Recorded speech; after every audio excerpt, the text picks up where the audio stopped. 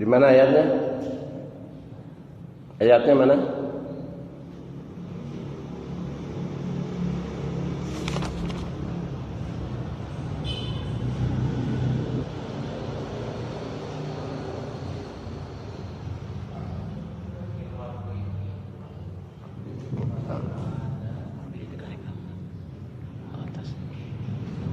أعوذ بالله من الشيطان الرجيم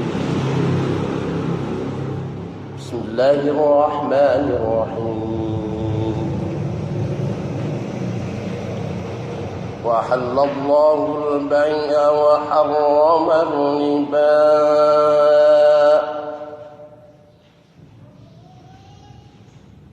فمن جاءه موعظة من ربه فانتهى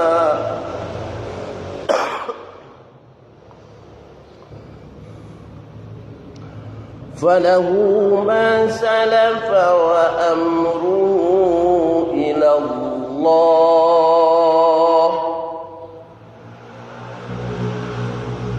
ومن عاد فأولئك أصحاب النار هم فيها خالدون.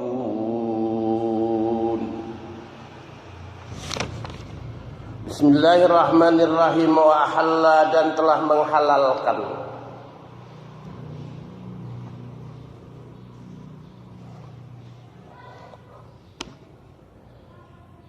Siapa Allahu Allah al-bai'a, kepada jual beli,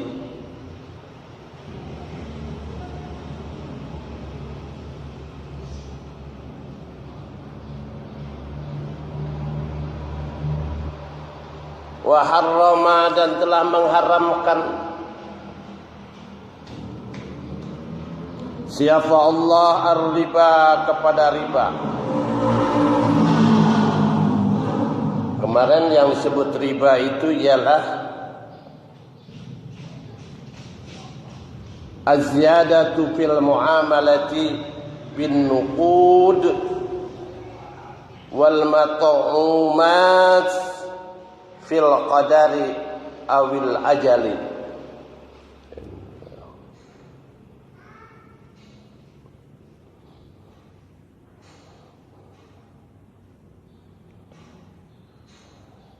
Yang disebut riba itu ialah az-ziyada fil muamalati bin nuqud, tambahan di dalam muamalah jual beli, transaksi. Bin nuqud, transaksi duit, transaksi uang, transaksi barang. Wal mat'umat, dan makanan-makanan.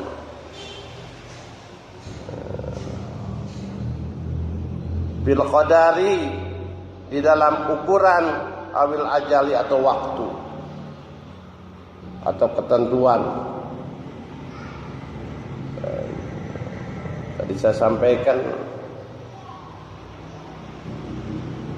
jual kalau beli tunai sekian, kalau ngutang sekian.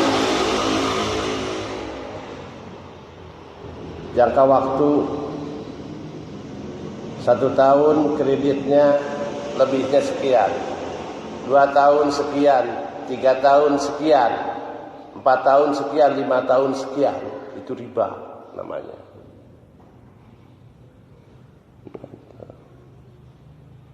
Riba.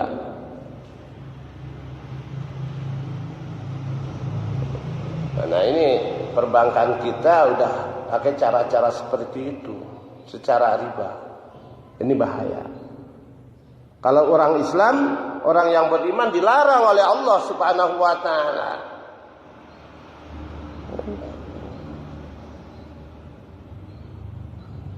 Dilarang oleh Allah Subhanahu wa ta'ala. Bahkan konsekuensinya ayat yang sebelumnya menjelaskan orang yang selalu ada di dalam ekonomi riba,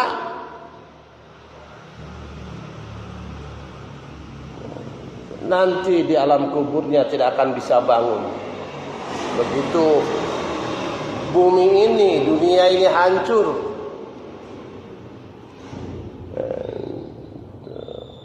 terus kemudian diganti dengan kehidupan atau alam akhirat, manusia akan dibangunkan dari kubur, menghadap sang ilahi, dikumpulkan semua manusia dari Nabiullah Adam alaihissalam sampai manusia terakhir hidup pada waktu itu, dibangunkan manusia. Orang yang berkecimpung di dalam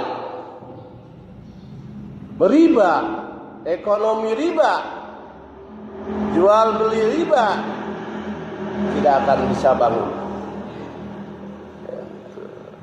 Tidak bisa bangun.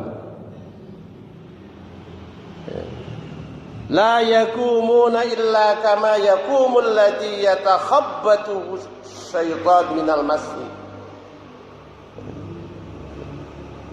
Mereka tidak bisa bangun kecuali, mereka tidak bisa berdiri kecuali berdirinya seperti orang yang disentuh, disambar oleh setan.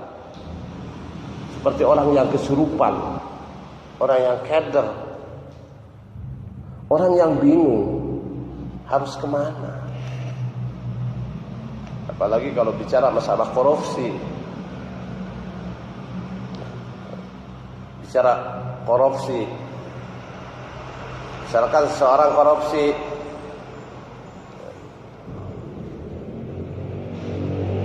duit hasil korupsinya dibelikan sama sawah atau dibelikan sama mobil, begitu bangun dari kubur itu terus kemudian dikumpulkan oleh Allah, dipanggil ke padang mahsyar untuk diadili apakah ini masuk neraka atau masuk surga, apa ini masuk surga naim atau masuk neraka jahanam. Mobilnya hasil korupsi yang dibelikan sama mobilnya itu harus dipikul. Kalau di Cianjur dipikul ke tengah-tengah dunia, ke padang mahsyar. Bayangkan.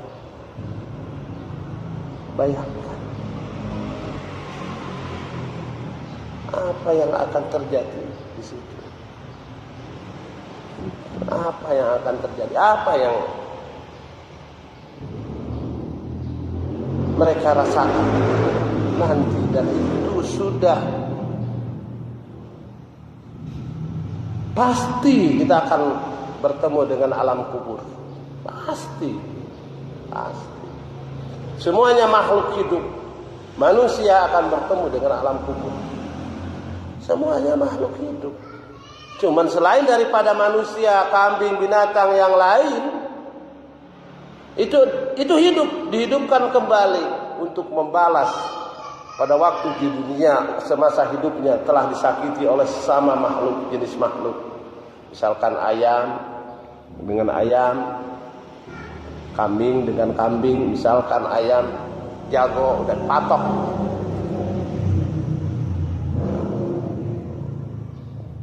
Kalau ayam kan ketemu jago sama jago suka berantem kan. Pernah dipatok di dunia. Nanti begitu mati dibangunkan di alam kuburnya nanti begitu kiamat. Dibangunkan. Setelah dibangunkan nyari. Dulu gua pernah disakiti. Nah, dicari tuh udah ketemu dipatok lagi. Kalau waktu di dunia dipatoknya 10, dia patok 10 kali. Udah matok 10 kali udah mati. Yang udah dipatok juga langsung mati.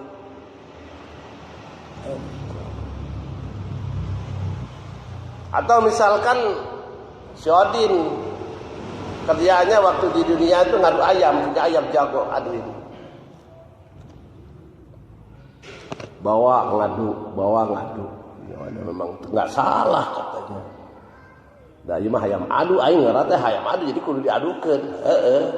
Memang sia teh salah tapi Allah murka.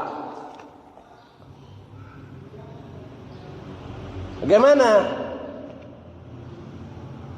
Begitu nanti di alam kubur, di alam akhirat, hayam itu bangun. Dibangunkan oleh siapa? Oleh Allah Subhanahu wa taala. Semua makhluk hidup akan dibangunkan. Begitu bangun, nyari si Odin. Aing sok diadukeun eta si Odin. Cari si Odin. Misalkan dia itu pernah dipatok 100 kali, si Odin dicari. Nah, sia cek hayam. Sia jin aing, baheula sok diadukeun jeung ku sia. Dipatokin itu alanya. Kalau matanya pernah dipatok, matanya yang dipatok. Mata si Odin dipatok. Puak, puak. Kalau udah 100 kali udah ayam mati. Ayam mati lagi. Itu begitu hukum. Aturan Allah Subhanahu wa taala. Makanya orang yang berkecimpung, orang yang mengelola, orang yang berekonomi, usaha secara riba yang diharamkan oleh Allah Subhanahu wa taala nanti di alam kuburnya akan bangun sebagaimana orang yang bangun tersentuh oleh setan, kesurupan. Orang kesurupan kemana? Kalau bahkan Al-Baqarah yang katakan di dalam surah Al-Baqarah ibarat orang yang mabok. Begitu bangun orang mabok, Pak. Cara kamarin bebe yang mabok kata. Sipati mangajadau kita digebugan kata jelema mabok. Seperti orang yang mabok. Begitu bangun di kubur seperti orang yang mabok.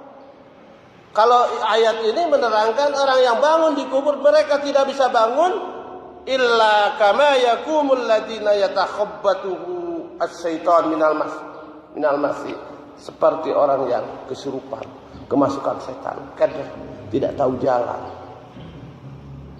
Kalau orang yang baik langsung menghadap kepada Allah Subhanahu wa taala yang membawa siapa amalnya, amal baiknya.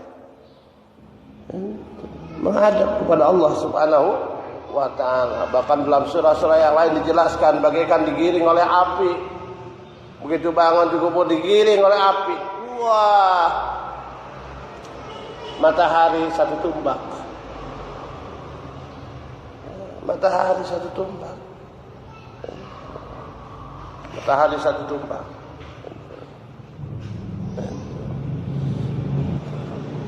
Nah inilah apa namanya, makanya Allah menghalalkan kepada jual beli dengan idhar, dengan jelas, dengan akad.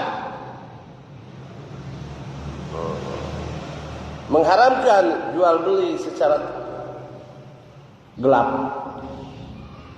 riba. Seperti punya padi baru aja nongol, belum berbuah, udah dijual, akadnya itu dosa riba itu. Akadnya itu riba. Tidak boleh seperti itu. Karena belum tahu hasilnya kayak apa. Kenapa riba? Karena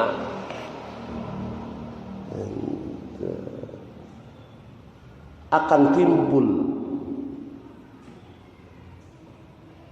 apa? Penyesalan di antara kedua belah pihak.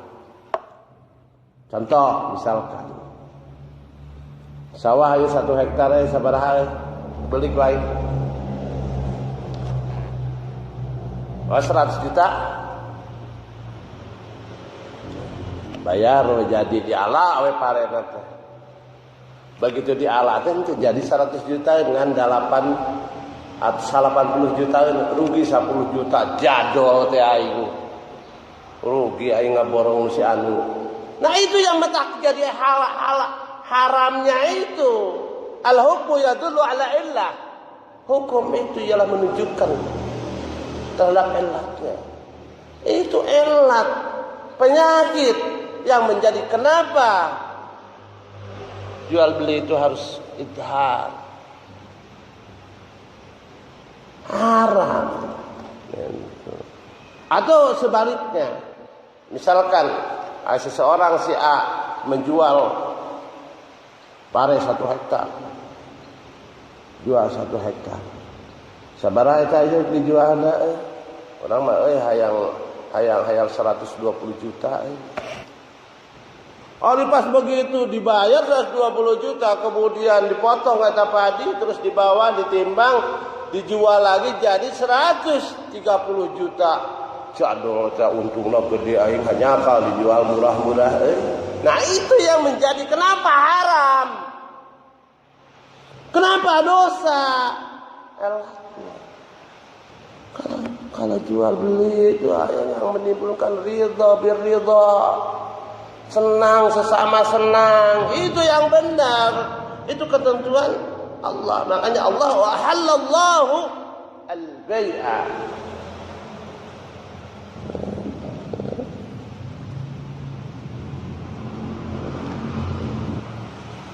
Nah, kemudian bagaimana manakala ada orang seperti itu karena ketidaktahuan,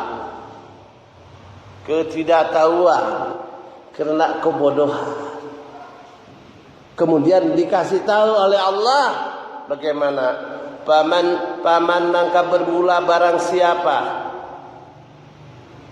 ja'ahu